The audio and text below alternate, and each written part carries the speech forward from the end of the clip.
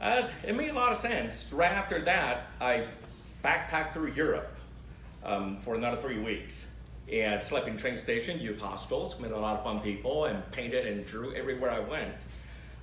After I graduated, the travel got me a job as an international tour guide here in LA.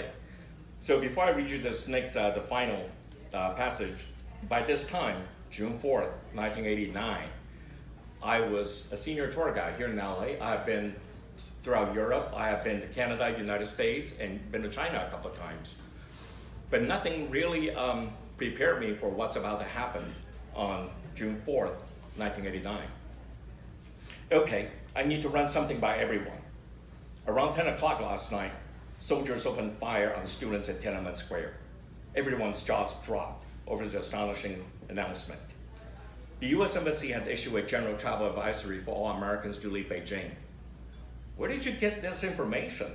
I didn't hear anything in the news, nor in the newspaper that was placed at the door this morning, Dr. Wong said skeptically. It was dentist, one of the tour members. I have a copy of the travel advisory here. It also urged Americans not to travel to China. Well, duh, too late for us. If my information is accurate, Beijing is 1,300 kilometers from Shanghai. That's about 12.5-hour drive. And they haven't found my bag. Carmen protested. She lost her bag upon arrival. Frustration abound among my tour members. Where are you? What are you going to do with it? May, who had finally joined us in the dining room, asked. May was a reporter from LA who was part of the group. Well, there's a great distance between Beijing and Shanghai. We need to take into consideration the underground communication between student groups and how quickly this brush fire could grow into an out-of-control wildfire. So this is your company's way of shortchanging us? Dr. Wong asked. Hey, my job is to oversee your tour program. However, I also need to ensure your safety. If you want to leave, I'll arrange for us to leave right now. If you want to stay, I will stay with you. My group members began to discuss potential solutions among themselves. We didn't see anything on TV besides, we're in Shanghai, Tiananmen is in Beijing. A completely understandable frustrated remark from another tour member. We would like to stay. Besides, there's no confirmation on the shooting in Tiananmen Square. May, acting like foreman of the jury, delivered the verdict. James, my national guide. James was taken aback, but not surprised by the group's decision. Okay, we'll stay, I smiled to all. Let's wrap up breakfast and be on the bus at 8:30. James radioed the driver to pull the bus up. Do you regret taking this assignment? May asked. Not at all, I said to the dubious reporter. I had never witnessed a revolution. This could be interesting. Somehow, I didn't think the reporter appreciated my sense of humor. So here we are, and nobody believed the word I said. I mean, we got it from shortwave radio. So here's the final sentence here. We'll wrap this up.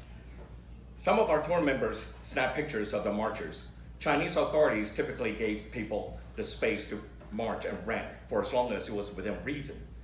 A Chinese military academy professor proclaimed to me years later, 中国是个讲理的国家，你们美国是个讲法的国家, meaning China is a nation of reason, while America is a nation of law.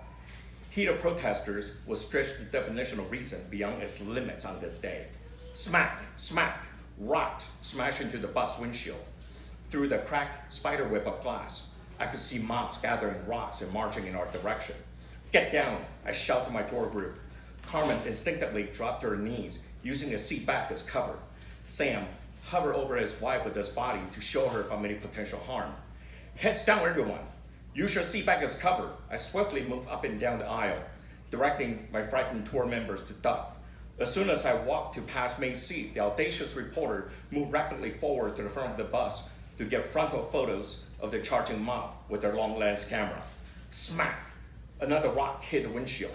Angry protesters were pointing fingers at the bus in accusation. Our driver said, 前面有路障. In Mandarin, there's roadblock.